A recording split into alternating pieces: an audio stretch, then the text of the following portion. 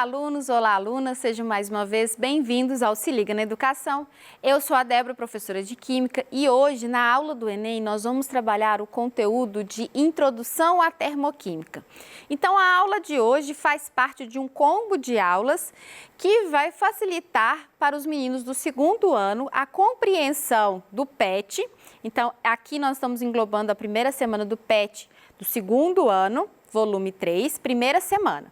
Mas para você, aluno do terceiro ano que está estudando, focado no Enem, nós vamos relembrar alguns conceitos.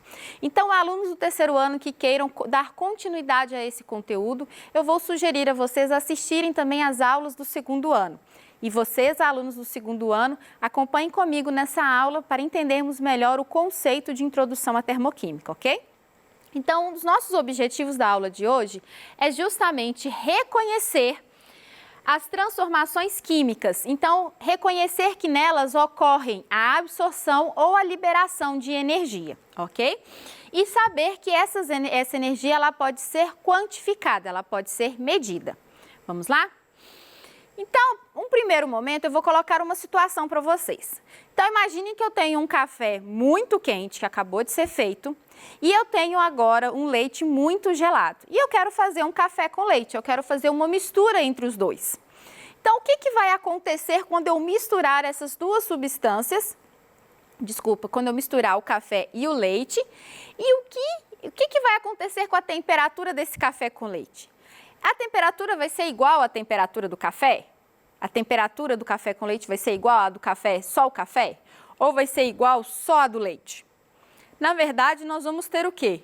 Uma junção, ou seja, uma média da temperatura entre os dois, né? Se o café estava muito quente e o leite estava muito gelado, se eu colocar os dois em proporções iguais, ele vai ficar morno, ele vai ter uma temperatura ali mediana. Então, o que acontece? Suas temperaturas se modificam gradualmente até chegar à situação em que ambos apresentam a mesma temperatura. Então, não é isso que nós observamos no café? Bom, isso é um exemplo justamente do que acontece em outras reações ou em outras situações da vida real. Então, quando eu tenho um corpo com uma temperatura maior, com uma temperatura mais elevada, que está em contato com um segundo corpo com uma temperatura menos elevada, ou seja, uma temperatura mais baixa, então o que vai acontecer? Vai fluir uma energia do corpo que tem a temperatura mais alta para o corpo que tem a temperatura mais baixa. E nós chamamos isso justamente de calor, né? Nesse caso que nós estamos trabalhando, essa energia que fluiu de um corpo para o outro é justamente o calor. Então, vamos acompanhar aqui a explicação do que aconteceu. Transferência de energia do corpo mais quente para o corpo mais frio. Essa é a regra geral da natureza. Quando dois corpos são colocados em contato, a energia flui do que está a uma temperatura maior para o que está a uma temperatura menor, ok? Então, definimos então agora para vocês o que é, afinal de contas, o calor. O calor é essa energia que é transferida entre dois corpos que estão, a temperaturas diferentes. Então, justamente essa energia transferida nós chamamos de calor. Então, alguns alunos costumam confundir, temperatura com calor. Então, temperatura é aquela medida que eu consigo fazer do corpo individual. Para que haja calor, eu preciso considerar dois corpos, eu preciso considerar duas substâncias, duas situações, aonde existe uma diferença de temperatura para que a energia possa fluir de um corpo para o outro, ok? Então, o calor é essa energia transferida, certo? E, afinal de contas, o que é termoquímica? Termoquímica é justamente essa parte da ciência que vai estudar essa transferência de energia, essa transferência de calor, e vai estar associada ou a uma reação química ou mesmo a um processo físico, ok? Então, nós vamos ver primeiro em reações químicas e, por último, observar em transformações químicas. E ainda com esse conhecimento, tentar responder uma questão do Enem que caiu lá em 2016. Vamos lá? Bom, então o processo pode ser um processo químico ou um processo físico.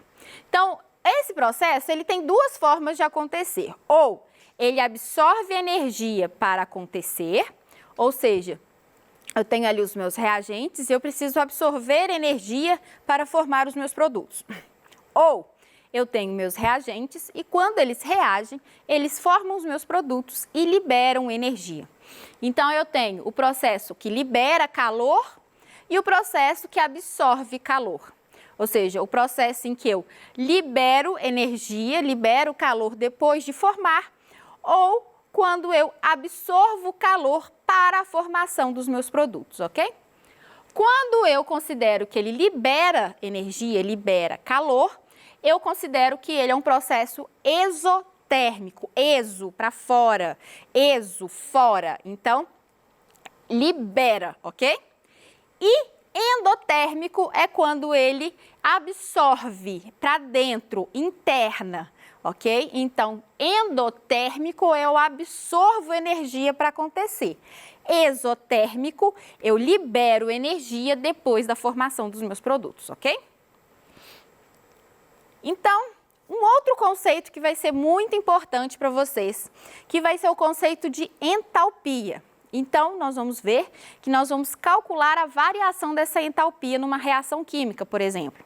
Mas para isso nós precisamos entender o que é entalpia. Vamos comigo?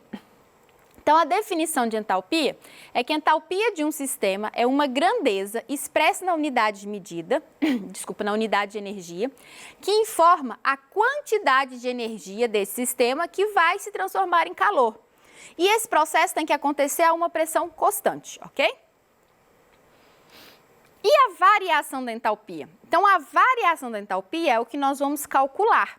Então, ele é justamente o que informa a quantidade de calor que foi transferido, ou seja, que foi absorvido ou que foi liberado. Nós usamos o sinal de ΔH e toda vez, gente, que vocês virem esse sinal de delta, esse triângulozinho, nós vamos sempre considerar como cálculo o final menos o inicial. Então, se considerarmos uma reação química, qual que é a parte final? Os produtos. Então, a entalpia dos produtos menos a entalpia dos reagentes. Essa é a fórmula, tá? Ou alguns autores vão trazer ainda a entalpia final menos a entalpia inicial, tá? Então, eu trouxe aqui para vocês a fórmula. Estamos trabalhando com processos exotérmico. Exo faz o que mesmo? Libera, certo? Então, exo fora, ele libera energia, ok? Então, olha só. Como que eu faço esse cálculo de ΔH? Eu tenho que fazer a entalpia final, ou a entalpia de produto, menos a entalpia dos reagentes, ou a entalpia inicial. Vamos olhar um gráfico aqui que vai facilitar o nosso entendimento quanto a esse tipo de processo. Então, olha só, eu tenho a entalpia dos meus reagentes, ou seja, eu tenho ali a energia dos meus reagentes. Se eu estou falando de um processo exo, quer dizer que eu vou liberar calor durante esse processo para a formação dos meus produtos. Então, se eu estou liberando calor, então eu estou diminuindo o patamar energético dos meus produtos.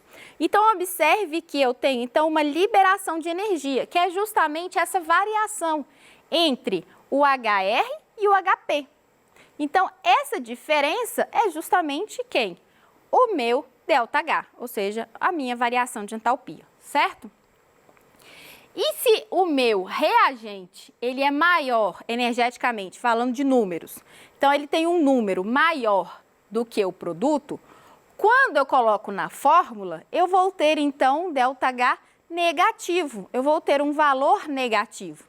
Então, quando eu faço o cálculo e eu tenho um valor negativo, indica que eu estou tendo um processo exotérmico, ok? E se eu fazer a análise disso em um gráfico, vocês vão ver que a entalpia dos meus reagentes ou a energia dos meus reagentes vai ser maior do que a energia dos meus produtos, ok? Então, essa diferença, ela vai ser negativa e a setinha desse gráfico, ela vai estar apontando para baixo, ok? Uma terceira forma ainda de apresentar esse processo sendo exotérmico é falar a energia nos produtos. Então, se eu dou para vocês um valor energético nos produtos, quer dizer que houve a reação química e foi liberado ali nos produtos um valor energético. Então, esse valor também está indicando que o processo é exotérmico, ok? Então, vamos analisar aqui um sistema para facilitar o nosso entendimento. Então, eu tenho aqui um becker, tá? Com água. Imagine que inicialmente a água esteja a 20 graus Celsius. Eu tenho uma reação química acontecendo dentro de uma ampola fechada.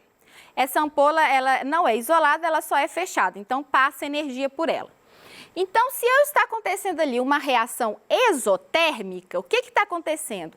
Eu estou liberando energia para o meio. Qual que é o meio? O meio é água, ele está envolto de água, então é água. Imagine que eu tenho um termômetro ali. Então, inicialmente eu estava a 20 graus antes de acontecer a reação.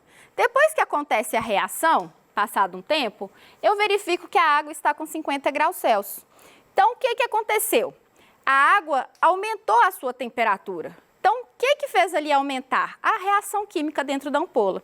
Então, se aumentou a temperatura, ou seja, se a temperatura inicial é menor que a temperatura final de um meio, nesse caso, nesse sistema, eu estou mostrando que a reação ali dentro foi exotérmica. Então, uma forma de você analisar também é dessa forma, analisando a temperatura próxima a onde está acontecendo a reação.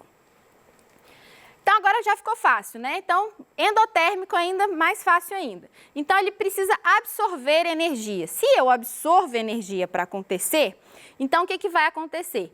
O meu ΔH, ele vai dar agora positivo. Por quê? O meu valor final, ou seja, o valor do meu produto, vai ser maior do que o dos meus reagentes. Então, olha aqui no gráfico comigo. Então, o valor energético dos meus reagentes, eles vão absorver energia, eles vão subindo, subindo, subindo, até a formação dos meus produtos. Então, eu tenho que o valor energético dos meus produtos, ele é o quê? Maior do que o dos meus reagentes. Então, quando eu faço essa conta, eu tenho um valor positivo, maior que zero. Então, quando eu tenho valores maiores que zero, eu estou considerando que ele é endotérmico. Então, no cálculo, o ΔH deu positivo, endotérmico. O ΔH deu negativo, exotérmico. Setinha para cima, endotérmico. Setinha para baixo no gráfico, exotérmico, ok? Bom, mesma situação agora. Tem o becker bonitinho, reação acontecendo dentro da ampola, certo? Agora ele é endotérmico, ou seja, ele tem que absorver calor do meio para acontecer. Então, a água continua a 20 graus Celsius inicialmente. Depois de um tempo, o que eu vou observar? A água agora passou para 5 graus Celsius.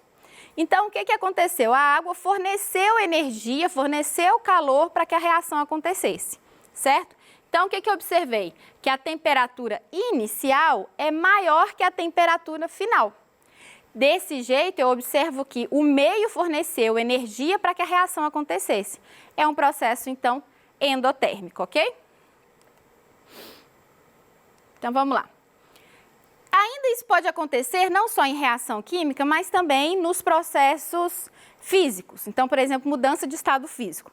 Lembra que nós já discutimos isso lá no primeiro ano, falando que o sólido é o estado menos energético e o gasoso é o estado mais energético? Então, quando eu passo do sólido para o líquido e do líquido para o gasoso, eu estou absorvendo energia. Quando eu passo do gás para o líquido ou do líquido para o sólido, eu estou liberando energia. Até porque vocês vão perceber pela distância das moléculas. Então, pela distância das agregações, o sólido é mais próximo, o líquido é um pouco mais afastado e o gás mais afastado ainda, com mais energia, certo? Então, quando eu estou perdendo energia, eu estou aproximando essas partículas até se transformarem em sólido. Se eu estou fornecendo energia, elas começam a aumentar as suas vibrações, os seus movimentos, de forma para absorver essa energia que eu estou fornecendo e vão se desprendendo. Então, do sólido para o líquido, do líquido para o gasoso, ok? Então, do sólido para o gás, eu considero, então, que ele é endotérmico. E do gás para o sólido, eu considero que é um processo exotérmico, ok?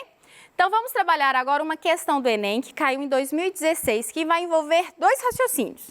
Então, eu vou ensinar primeiro a vocês resolverem isso, galera do segundo ano, e depois eu vou fazer uma pequena revisão para lembrar com vocês, galera do terceiro ano. Então, fiquem atentos, tá?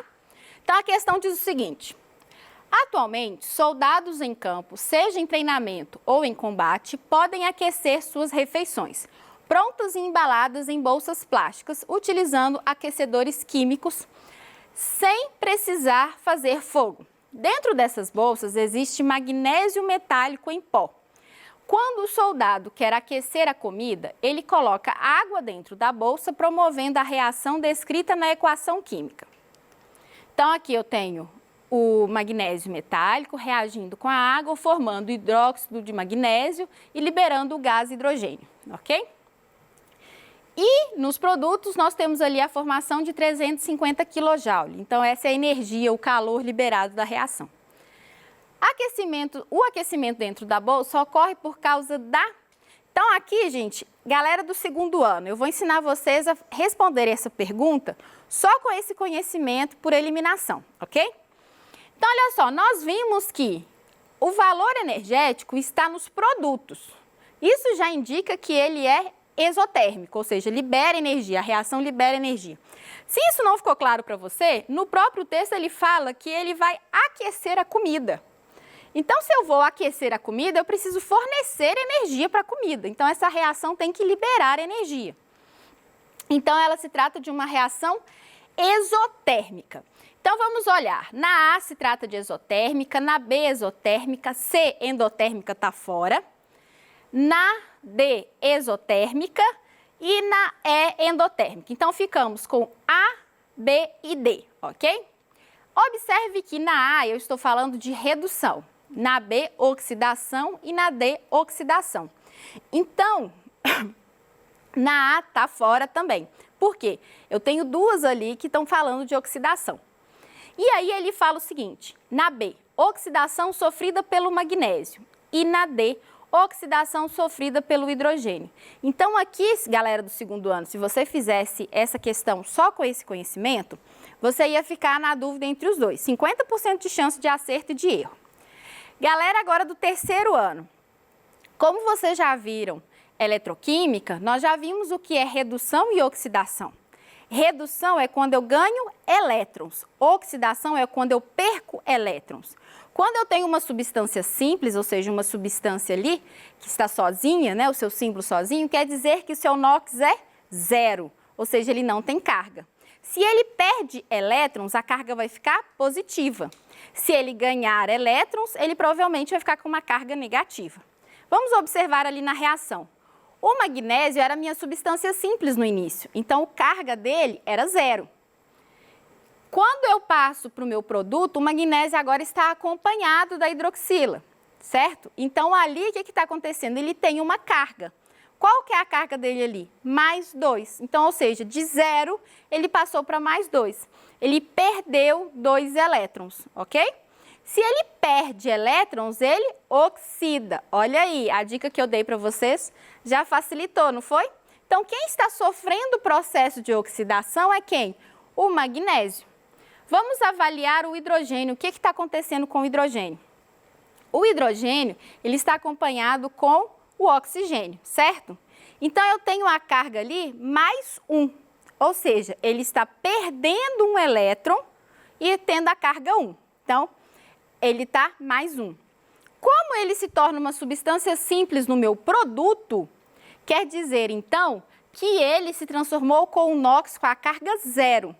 Então, se ele era mais 1, tinha perdido um elétron e se transformou com carga 0, quer dizer que eu ganhei uma carga negativa para, então, anular e ficar 0. Se eu ganhei uma carga negativa, eu reduzi. Então, o que está acontecendo com o hidrogênio? Ele está reduzindo, ok? Então, a resposta certa seria a letra B. A oxidação sofrida por magnésio é uma reação exotérmica, está liberando ali 350 kJ para, então, fornecer energia suficiente para aquecer a comida dos soldados, ok? Então, galera do segundo ano, só com o nosso conhecimento não dava para responder completamente essa pergunta. Mas para a galera do terceiro ano, revisamos o que é o conceito de oxidação e redução e foi necessário principalmente entender que o processo ele é exotérmico, ou seja, o valor energético está sendo liberado para o meio, ok? Bom, espero que vocês tenham gostado da aula de hoje. Eu quero agradecer a todos por esse momento, deixar aqui o meu abraço virtual e até uma próxima aula.